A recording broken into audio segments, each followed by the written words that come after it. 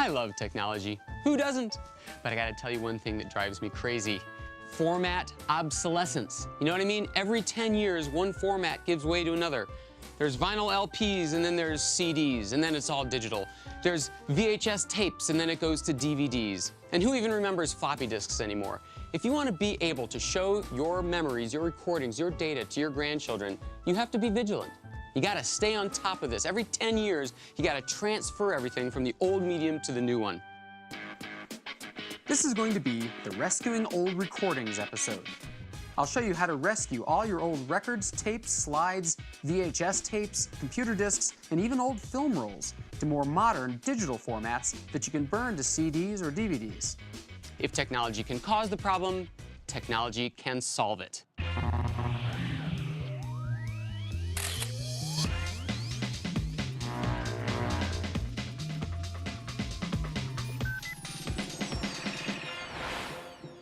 During today's episode, I'm going to be talking quite a bit about converting the analog, like your old record collection, to the new world of digital, like your iPod. Now, I'm not saying that the vinyl LP is dead. No, no, no, please, don't send me hate mail. What I do mean, though, is that there are conveniences either way. And to help me explain, I'd like to introduce a fantastic New York City DJ who knows both the analog and the digital, Mr. Dave Hollins. Dave? Hi, David. How are you? Welcome to your apartment. Yeah, thanks for coming by. So, is the record dead? No, I don't think so. I think that, I mean, there's certainly less of it being made right now, but I think it's still a viable format for those who want to sit around and listen to records at their place. So I can see how these conversions would make your music a lot more portable, but the one thing that I'll really miss from the record age is when the guys would put the record on the turntable and go, wah, wah, wah. I mean, Well, we can still do that now with the CDs, actually. How can you do it with a CD? Well, they have these new players which emulate the performance of vinyl turntables. So if we, you can put in a regular CD.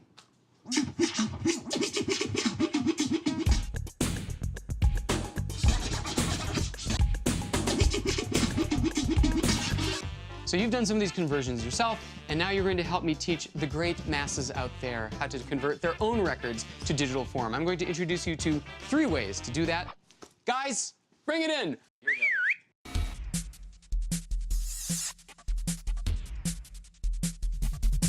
Thank you, Dave, for letting us invade your private space with all this equipment. No problem. Glad to be here. Now, what we have here is 3 different machines designed for different people who have the same mission, converting their LPs into CDs. I can see where that might come in handy. You especially, dude. Okay, so the first one, $400, TAC GF350. This is a record player and a CD recorder in one. This is for people who have neither a computer nor a turntable. Okay, so that goes there, and then in here, we place a CD. Now, what I do is I start playing the record, and as it plays, I'm going to hit the record button, and the transfer has begun. Right. So the second thing we have here is for people who have a computer, but no turntable. Right. That is this, the Ion ITT USB, about $130. Right. The Ion has a USB cable. You plug it right into your computer, and it comes with built-in software, which allows the turntable to play directly into your computer. The computer captures the sound, and you can make a file on your computer, put it into your iTunes or whatever, right on the computer.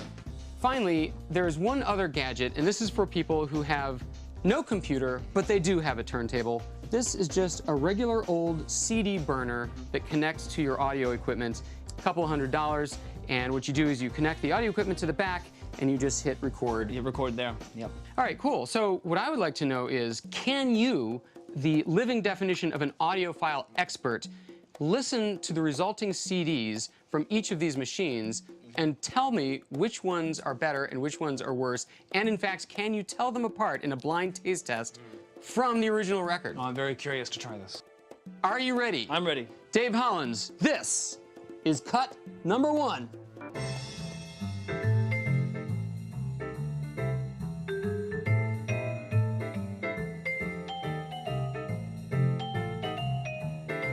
That's all you get. Okay. All right, we're gonna move on to cut number 2, made with a different machine. Open your ears.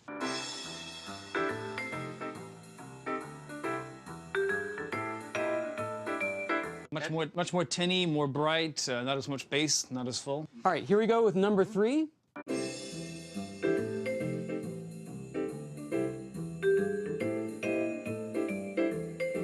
Okay, what'd you think of that one? That was actually very similar to the first one. Yeah, I mean, Don't make your guesses yet. Okay, all right. I have one Okay, more to okay. trade Yeah, I for need to hear the last one one, more yes. CD player Okay. to play for you. Okay.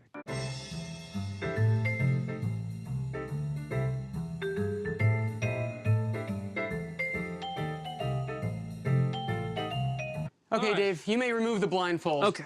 First of all, can you tell which was the original record? It was either the first one or the fourth one. They were the only two that were nearly exactly identical, and that's why.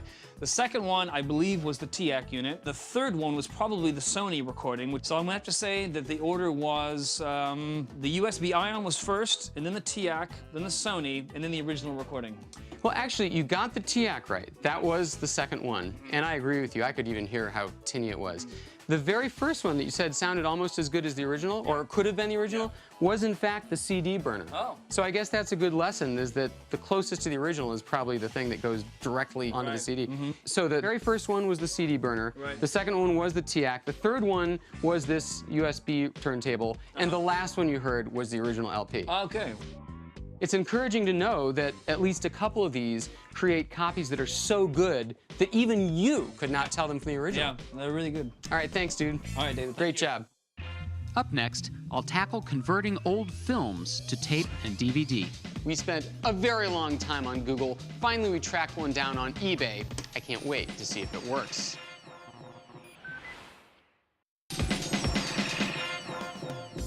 I didn't mean to get you depressed. Well, actually, yes, I do. But analog videotape has about a 15-year shelf life. All your home movies on VHS, 8mm, high 8 cassettes, at this moment, the ones from the 80s are beginning to deteriorate in your cabinets. They're losing color, clarity, sharpness. Fortunately, technology can help you. Here, you can convert that to a nice, shiny, non-deteriorating, recordable DVD on your own. All you need is this prop, the modern digital camcorder. These camcorders have what's called an analog pass-through feature. That means you take the old tape from the VCR or the old format camcorder and you plug it in with the included cable to the digital camcorder, and from there you connect the digital camcorder with this FireWire cable to your computer. The camcorder is going to act as a glorified adapter that converts the analog to the digital worlds. Then you edit, you clean it up, and you burn it on a DVD. And if that all seems like too much work, you could always buy one of these, a dual-deck VCR, tapes on one side, a DVD burner on the other. Yeah, the DVD will only last 10 or 15 years too, but at least it's digital now. You can make an infinite number of copies without ever losing quality. Now, your challenge is quite a bit greater if your originals are on film reels. In point of fact, there is no magical one-step way to get film onto a shiny new DVD. It's going to require quite a bit of effort, and it's going to involve this. This is a mirror box. Here's the idea. You're going to project the film from a working projector onto this surface here. It bounces off a 45-degree mirror here, shoots the image out this lens, whereupon it is picked up by a modern camcorder. Once it's on the camcorder, you can connect it to your computer and then burn it onto a DVD. Whew. Now, unfortunately, they don't make these mirror boxes anymore. The companies that make them have all stopped manufacturing them. We spent a very long time on Google. Finally, we tracked one down on eBay. I can't wait to see if it works. Now, through the magic of editing, we have chopped out the 45 minutes it took us to set all this stuff up just right. But let's review what we've got. A 1950s film projector shining the film into this 1980s mirror box, which bounces the light into this 1990s camcorder, which is connected to a 2000s television being picked up by our cameras and beamed to your television. So I hit record on the camcorder and play on the film. Roll it!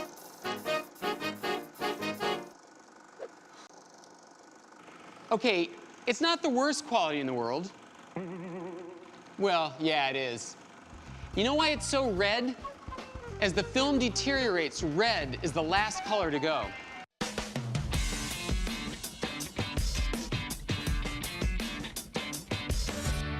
So if you're determined to do this yourself, it's going to take a lot of fussing, and the results aren't, shall we say, pristine. There is, however, a much easier alternative but it is much more expensive.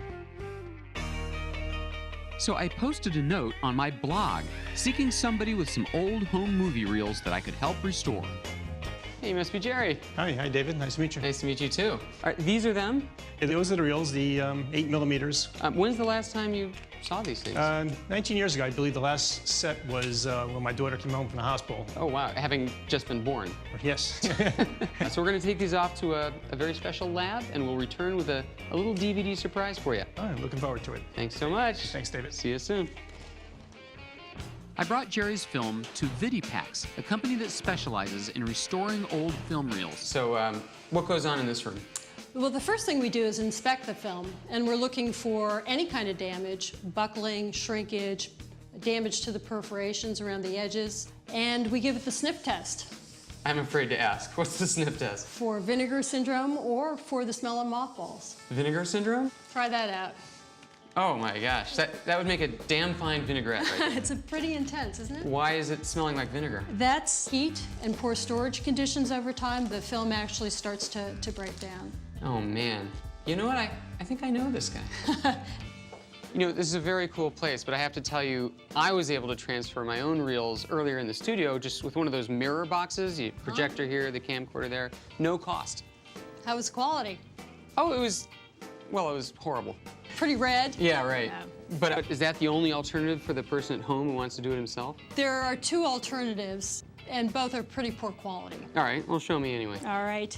This is one alternative, which is using a projector to project the film image onto a wall, and then from there you can videotape the image. Oh, you mean, so you're sitting here with your camcorder That's exactly filming right. the projected image? Exactly. I've seen ads for like discount stores and drug stores offering to transfer your old reels for really cheap. Is that an alternative? It is an alternative, and again, you will sacrifice quality both in terms of the color and the detail. And they have something like this. The difference is that the mirror, the projector, and the recorder are all in this one box. Oh, I see. But you can go ahead and turn it on and see what you get. So you can see that the color is quite green. But you've got something better. We've got something much better. Come along.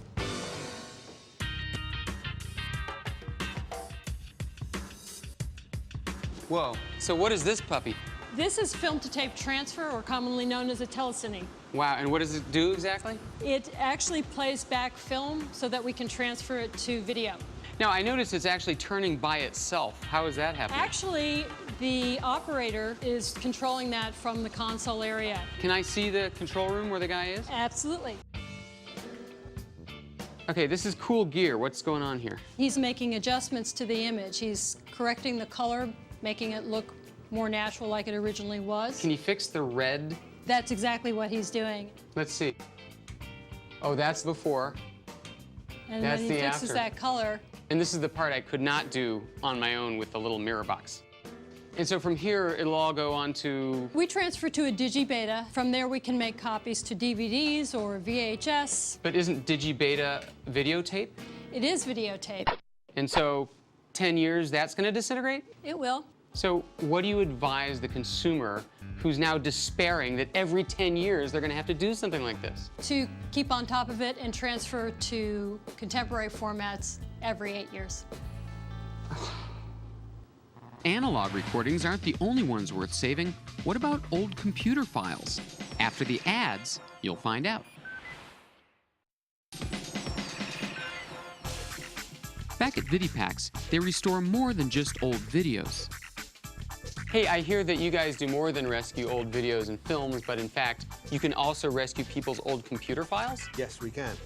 How far back in terms of these disc formats do you go here? We can go back to the early and mid-'70s. We have the technology here, an 8-inch drive, which is the granddaddy of these. An 8-inch drive? 8-inch drive. Does anybody still make the drives? 8-inch drives you can't buy. They don't manufacture them anymore. So what I had to do was to go onto eBay. Oh my God, you got it off of eBay? eBay. And so what will you find on these ancient discs that can still be read today? We can find lots of data. Data is data. The application programs that made use of them are non-existent since they're old, but if we think about an address book back in the 70s, that data is still accessible and can be pulled in, if we wanted to, into Microsoft Word or Microsoft Outlook or any other program that makes use of that kind of information.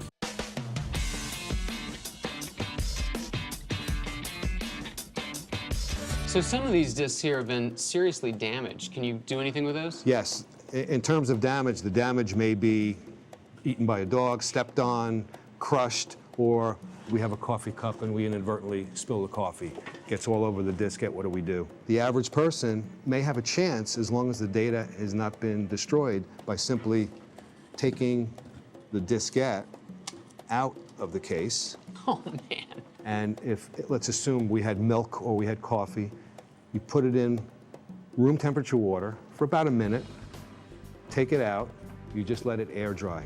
When it's dry, you make one of these things, which is just one of these cases, you split it, open it up, and you can put this back in. And that'll work? And that'll work. Oh, man.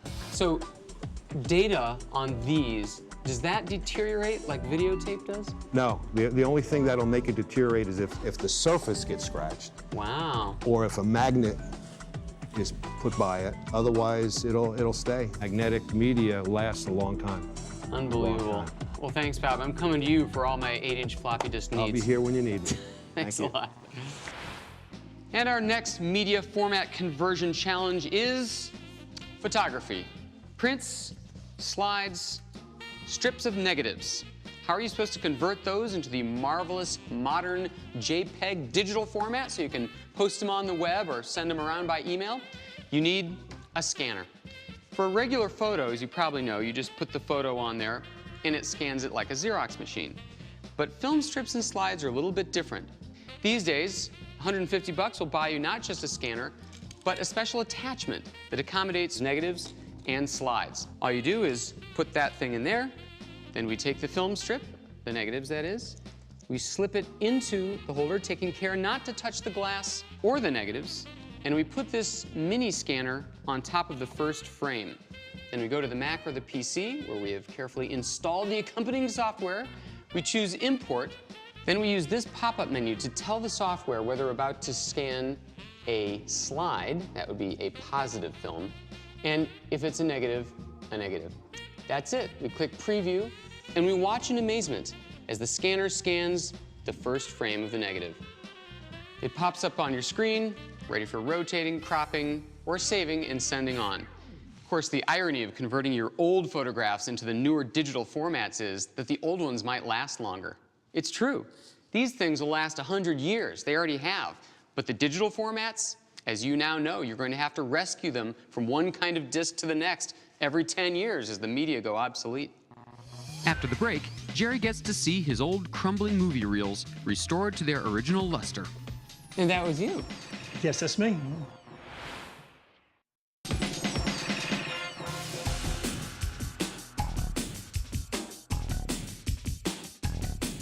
Soon, Jerry's old home movies were restored as best as modern technology could do it. I hope he likes them. Hey, Jerry. Hi, David. Who is this fine gentleman with you today? This is my dad, Don. Hey, Don. Nice to meet you. Same here. Thanks for joining us. So, Don, we have a little bit of a surprise for you, a video surprise. Jerry gave us a bunch of old 8mm film rolls. We took it to a very fancy company that specializes in transferring old film.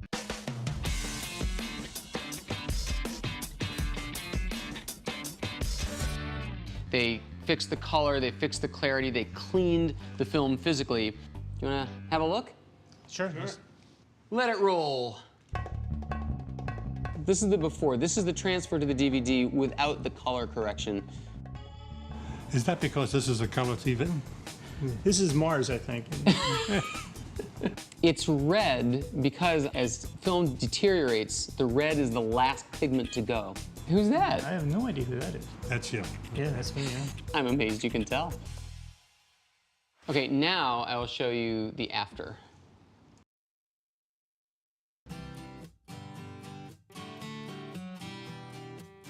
Looks like it's brand new almost for 8mm.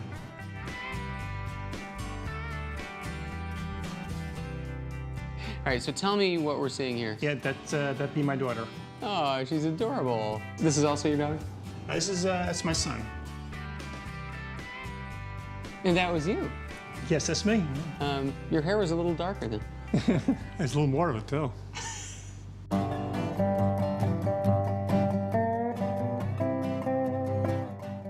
Amazing the difference between the two. Yeah, apparently it's not just the colors, it's also, they can actually bring detail back.